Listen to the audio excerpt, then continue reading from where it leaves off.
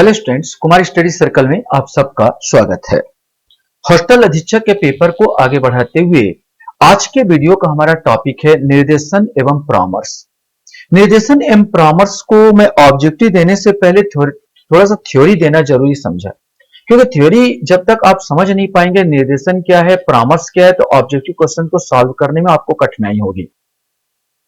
तो सबसे पहले जो निर्देशन, गाइडेंस है, परामर्श है, काउंसलिंग है, इन दोनों चीज को अच्छे से हम समझ लेते हैं। अगर निर्देशन और परामर्श को अच्छे से समझ गए तो समझ लेना कि हम इनके ऑब्जेक्टिव को भी सॉल्व कर लेंगे। निर्देशन क्या है? तो निर्देशन अंग्रेजी शब्द गाइडेंस का हिंदी रूपांतरण है, जिसका अर्थ होता है मार्ग दिखाना, मार्गदर्शन। इस प्रकार मार्गदर्शन एक व्यक्ति द्वारा किसी व्यक्ति को सहायता या परामर्श प्रदान करने की प्रक्रिया है। अब ऐसे मान लीजिए आप एक चौराहे पर, एक चौराहा है, एक चौराहे पर आप खड़े हैं।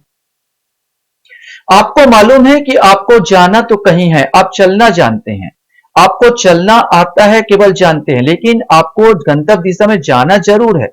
लेकिन सही दिशा में कैसे जाए, कैसे चला जाए, तो उसके लिए एक निर्देशक की आवश्यकता होगी, जो आपको कोई परामर्श देता है कि सर आप इस साइड से चले जाओ, आपका रास्ता सही मिल जाएगा, तो निर्देशक है। मैं भी अगर जो काम कर रहा हूं, आपको निर्देश, आपको तो मालूम है कि आपको इस विषय में ये सब्जेक्ट दिया गया, निर्देशन और परामर्श दिया गया, आपको टॉपिक बता दिया गया। निर्देशन और परामर्श में क्या पढ़ना है, कैसे पढ़ना है, जिसे मैं आपको निर्देशित कर रहा हूं, तो मैं एक निर्देशक बन गया।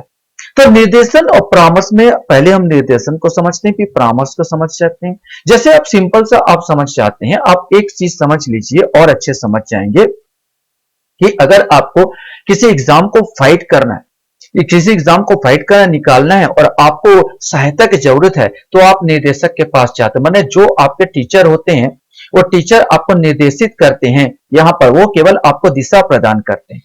लेकिन अगर आप मान लिया जाए कि कोई बीमारी से ग्रस्त है, तो समस्या से ग्रस्त है, तो डॉक्टर के पास जाते हैं। डॉक्टर आपको निर्देशित नहीं कर रहा, डॉक्टर आपको परामर्श देता है, आपके जीवन में परामर्श किया, आप ये दवाई लीजिए, ये लीजिए, आपका इलाज ठीक हो जाएगा। समस्या आप बताए तो डॉक्टर आपका परामर्श, तो परामर्श शुल्क डॉक्टर लेता है। जबकि आप अगर कोचिंग सेंटर में जाते हैं, कोई स्कूल में जाते हैं, तो उसको आपको निर्देशित किया जाता है। तो दोनों में बहुत सिंपल समय अंतर आपको समझा दिया यहां पर। यद्यपि ये डॉक्टर संबंधित भी हो सकता है और अपने स्कूल से संबंधित भी है। तो ये सिंपल सी जानकारी जो आपके दिमाग में बैठ जाएगी कि निर्देशन अलग चीज है और परामर्श क्या है, अलग चीज है। तो मैंने कहा निर्देशन की परिभाषा, निर्देशन अंग्रेजी शब्द गाइडेंस का हिंदी रूपांतरण बताया, जिसका अर्थ होता है मार्ग दिखाना, मार्गदर्शन। इस प्रकार मार्गदर्शन एक व्यक्ति द्वारा किसी व्यक्ति को सहायता या परामर्श प्रदान करने की प्रक्रिया का नाम है। कुछ कुछ परिभाषाएं हैं जो आप लोग देख सकते हो। जैसे अक्सर आपने देखा होगा एक परिभाषा स्किनर का।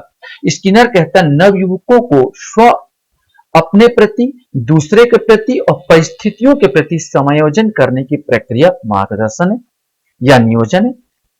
क्रो एंड क्रो कहता है मार्गदर्शन पर्याप्त रूप से प्रशिक्षित एवं विशेषज्ञता प्राप्त पुरुषों तथा महिलाओं द्वारा किसी भी आयु के व्यक्ति को सहायता प्रदान करना है, ताकि वह अपने जीवन की क्रियाओं को व्यवस्थित कर सके, अपने निजी दृष्टिकोण विकसित कर सके, अपने आप अपने निर्णय ले सके और अपने जीवन का बोझ उठा सके।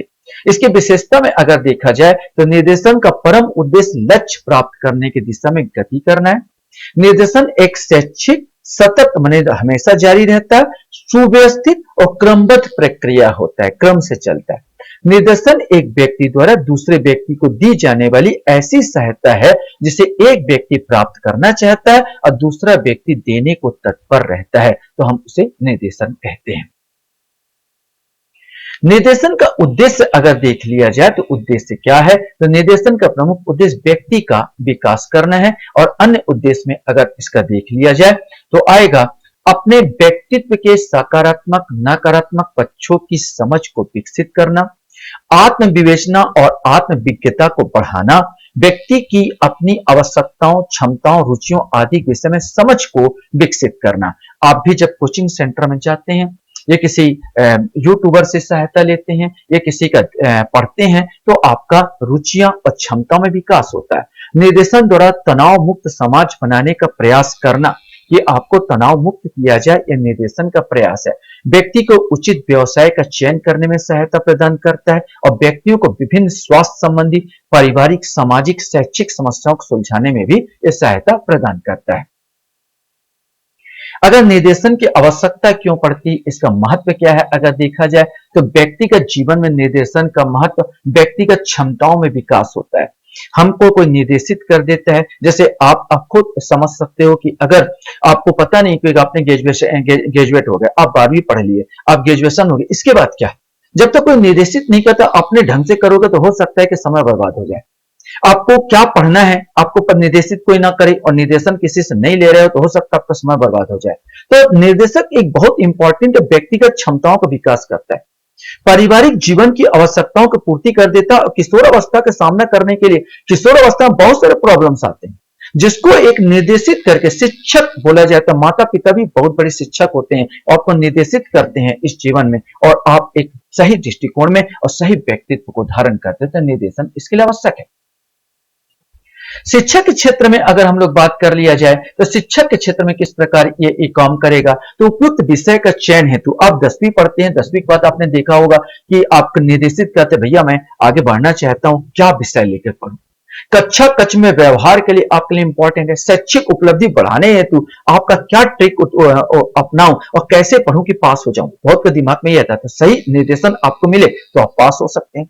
विद्यालय की अन्य गतिविधियों होती भी ये इंपॉर्टेंट है। व्यवसायिक क्षेत्र में भी बहुत इंपॉर्टेंट है। पैसा बस आपके पास हो तो व्यवसाय में, कोई भी व्यवसाय खुद लेने से काम नहीं चलेगा जब तक आपको निर्देशित ना किया जाए, जब तक अच्छा निर्देशक आपको ना मिल जाए। तो उपयुक्त व्यवसाय का चयन है, तो पैसा तो है, क्या व्यवसाय करूं। व्यवसायिक क्षमता का विकास हेतु और तकनीकी जटिलताओं का सामना करने के लिए भी ये व्यवसायिक निर्देशन की बहुत आवश्यकता होती है। एक निर्देशक मुझे चाहिए रहता है। सामाजिक जीवन में भी निर्देशन की आवश्यकता होती है। समाज में परिवर्तनशील मानदंडों में समायोजन के लिए परिवर्तित हो रहा हर समय उसको मानदंड कैसे हम समायोजित करें, मजबूत लोकतंत्र के निर्माण हेतु। तो इससे बहुत सारे क्वेश्चन बन सकते हैं जिसमें आपका बन जाएगा।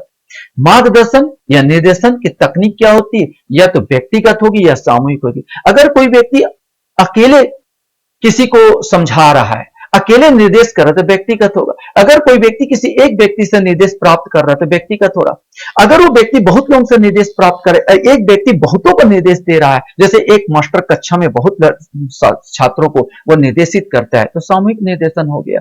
तो व्यक्तिगत और सामूहिक दो प्रकार का निर्देशन होते हैं। व्यक्तिगत निर्देशन की तकनीक होगा व्यक्तिगत संपर्क, पर्सनल आप संपर्क कर सकते हो। व्यक्तिगत अध्ययन तकनीक आप यूज कर सकते हो कि आप पर्सनल आप अध्ययन करें, और व्यक्तिगत सूचना के माध्यम से पर्सनल आप कर सकते हो। तो 3 तकनीक के द्वारा आप व्यक्तिगत पढ़ा सकते हो या व्यक्तिगत सूचना दे सकते हो। सामूहिक मार्गदर्शन में यथास्थिति परिचित कराना, माने सब एक स्थान पर पहुंचाकर आप सबको परिचित कराओ, उससे संबंधित जो भी समस्या से व्याख्यान देना जैसे शिक्षक लोग देते हैं, और सामुदायिक स्रोतों से सिखाने का अवसर प्राप्त करना। ये कुछ टेक्निक है जिसके द्वारा हम क्या कर सकते हैं, जो निर्देशन है उसको तकनीक का प्रयोग कर सकते हैं। अब आता है परामर्श। मैंने कहा था कि 2 चीज समझाने की कोशिश किया था। परामर्श अक्सर क्या होता है कि परामर्श जो दिया जाता है कि कोई बच्चा कोई प्रॉब्लम है, कोई स्कूल में विशेष करके जो आपका सब्जेक्ट है या बाल मनोविज्ञान संबंधित है, तो बाल मनोविज्ञान से संबंधित कोई मशविरा है या परामर्श है, किसी एक लड़के के संबंध में कोई प्रॉब्लम है, उससे संबंधित परामर्श या काउंसलिंग किया जाता है। परामर्श अंग्रेजी शब्द काउंसलिंग का हिंदी रूपांतरण जिसका अर्थ है राय, मशवरा, सुझाव लेना या देना। परामर्श एक सहायता प्रक्रिया जिसका उद्देश्य सलाह प्रदान करना है और उन व्यक्तियों को सहारा प्रदान करना है जिनमें सामाजिक क्रियाकलापों में समस्या उत्पन्न हो रही है। यहाँ पर आपका कोई चिकित्सक से ज्यादा लेना देना नहीं, मानो बाल विकास संबंधित है, इसलिए बालकों से जो प्रॉब्लम आ रही है उससे संबंधित काउंसलिंग करना और परामर्श देना यहाँ पर आता है। परिभाषाएं आपको देख लेना। रोजर्स कहता है परामर्श किसी व्यक्ति के साथ लगातार प्रत्यक्ष संपर्क की वह कड़ी है जिसका उद्देश्य व्यक्ति को उसकी अभिव्यक्ति तथा व्यवहार में परिवर्तन लाने में सहायता प्रदान करना है। ब्रेमर कहता है परामर्श को स्व समायोजित की ऐसी प्रक्रिया माना जा सकता है जिसमें परामर्श लेने वाले को इस तरह सहायता की जा सके कि वह पहले से अधिक स्व निर्देशित बन सके, अपने आपको निर्देशित कर सके। और बोर्डी के अनुसार परामर्श एक प्रक्रिया है जिसमें साक्षात्कार के माध्यम से व्यक्ति को उसकी समस्याओं के समाधान में सहायता की जाती है। साक्षात्कार आमने सामने बैठ के बताना, आमने सामने बैठ के समझाना बच्चे को, ये सब होता है। परामर्श की प्रक्रिया का मुख्य अंग होगा, अब देखो 3 अंग तो यहाँ पर मेन हो जाएंगे इसके। पहला होता है परामर्श का उद्देश्य, बिना उद्देश्य के तो होगा नहीं, कोई परामर्श दे रहे हो तो कोई उद्देश्य होगा। एक परामर्श लेने वाला होगा, एक देने वाला होगा, 3 चीज होगा। परामर्श का एक उद्देश्य होगा, एक लक्ष्य होगा, एक परामर्श प्रार्थी अर्थात लेने वाला, एक परामर्श दाता देने वाला होगा। परामर्श के प्रकार भी अगर देखा जाए तो तत्काल परामर्श होता है, आपातकालीन होता है, समस्या समाधात्मक परामर्श होता है, अगर जो समस्या है उसका समाधान करे तो समस्या समाधात्मक हो गई। निवारक परामर्श होगा, किसी चीज का समस्या का निवारण कर रहे तो निवारक हो गया। विकासात्मक विकास कार्य में परामर्श दे रहे हो, आपका और उद्धार हो, आपका और ऊपर जाए आप, तो विकासात्मक परामर्श हो गया। इस प्रकार का परामर्श हो जाएगा।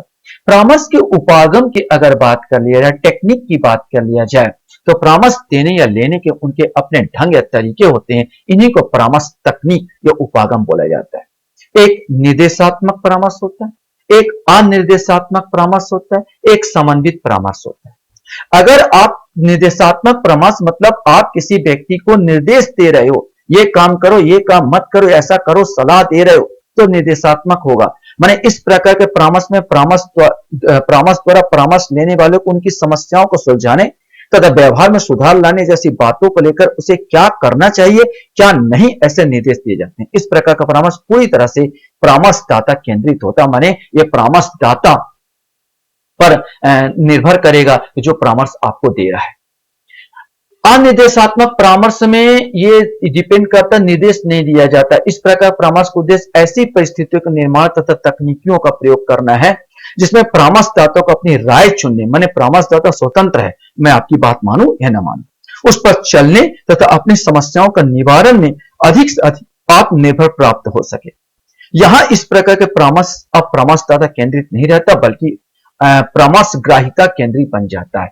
एक में बस यह है निर्देशात्मक परामर्श में परामर्शदाता पर निर्भर रहेगा, परामर्श जो करता है दाता है जो है, और निर्देशात्मक में जिसको आप परामर्श दे रहे हैं वो स्वतंत्र रहता है कि वो आपकी राय माने या ना माने। और एक आता है समन्वित, इसमें दोनों चीजों का प्रयोग किया जाता है, माने एक आपका दोनों दृष्टिकोण का इसमें प्रयोग किया जाता है, अर्थात ये आ जाएगा निर्देशात्मक दृष्टिकोण और अनिर्देशात्मक दृष्टिकोण, दोनों का इसमें प्रयोग समावेश होता है, दोनों के लाभों को समावित किया जाता है, तो हम उसको कहते हैं समन्वित परामर्श। किसी भी दृष्टिकोण पढ़ के सुनाऊं तो किसी भी दृष्टिकोण मत या दार्शनिक धारणा से बंद कर न रहकर जिसमें जो बातें अच्छी लगे उन्हें ग्रहण करते हुए एक ऐसा समन्वय का ही रास्ता या उपागम काम में लाया जाए जिससे परामर्श प्रक्रिया में अधिक से अधिक अच्छे परिणामों को प्राप्त हो सके। इसी प्रकार के उपागम को भी समन्वित दृष्टिकोण या विभिन्न मतावली उपागम के नाम से जाना जाता है। अब एक मेन आता है परामर्श और निर्देशन में अंतर, अगर समझ जाओगे तो और समझ, वैसे तो समझ में आ गया होगा परामर्श और निर्देशन में अंतर, और अगर डीपली जाए तो निर्देशन व्यापक क्षेत्र है और परामर्श उसी के अंतर्गत आता है, निर्देशन के अंतर्गत ही परामर्श आता है, इसलिए परामर्श क्या हो जाता है, संकुचित होता है। अगर आप परामर्श भी दे रहे हो तो एक प्रकार का निर्देशन ही कर रहे हो। एक डॉक्टर अगर परामर्श देता है कि भाई ये गोली आप इसको खाओगे, तो एक प्रकार का निर्देश ही दे रहा है आपको यहां पर चीजों में, लेकिन दोनों की, इसलिए निर्देशन जो है बड़ा होता है, उसके अंतर्गत परामर्श शामिल होते हैं और परामर्श एक संकुचित अर्थ होता है।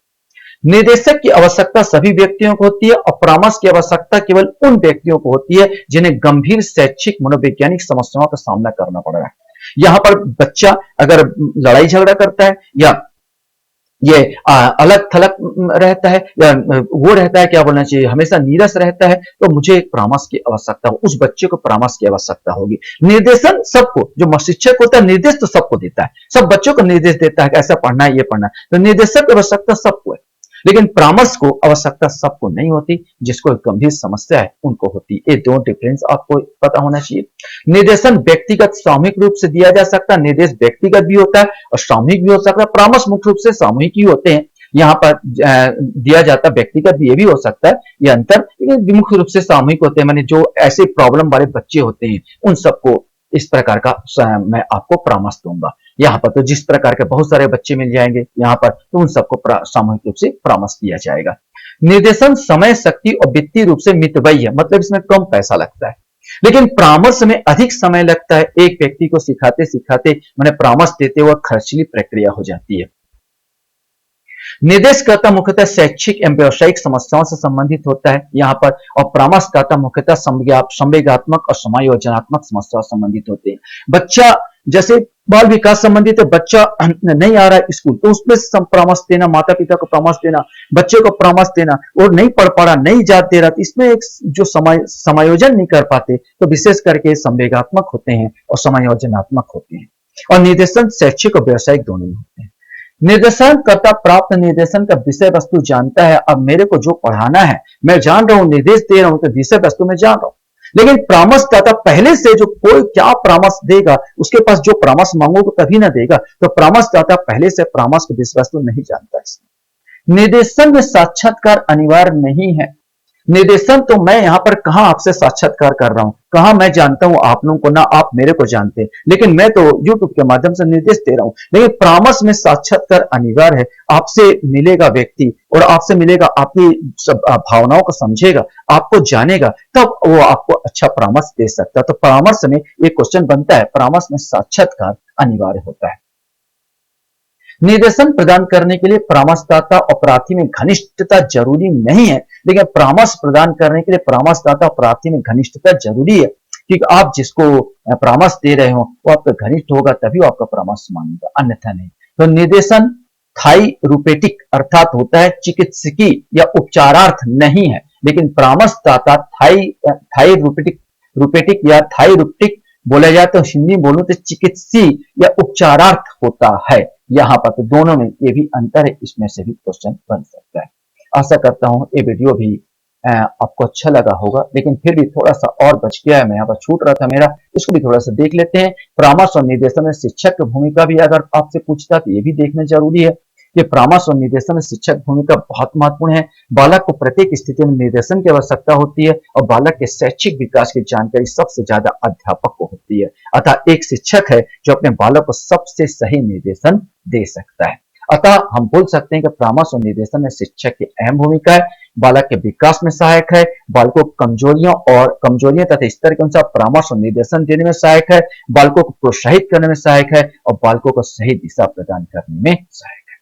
आशा करता हूं ये वीडियो भी आपको अच्छा लगा होगा। आप लोग मेरे वीडियो को वॉच करते हैं, इसलिए धन्यवाद। Thank you very much.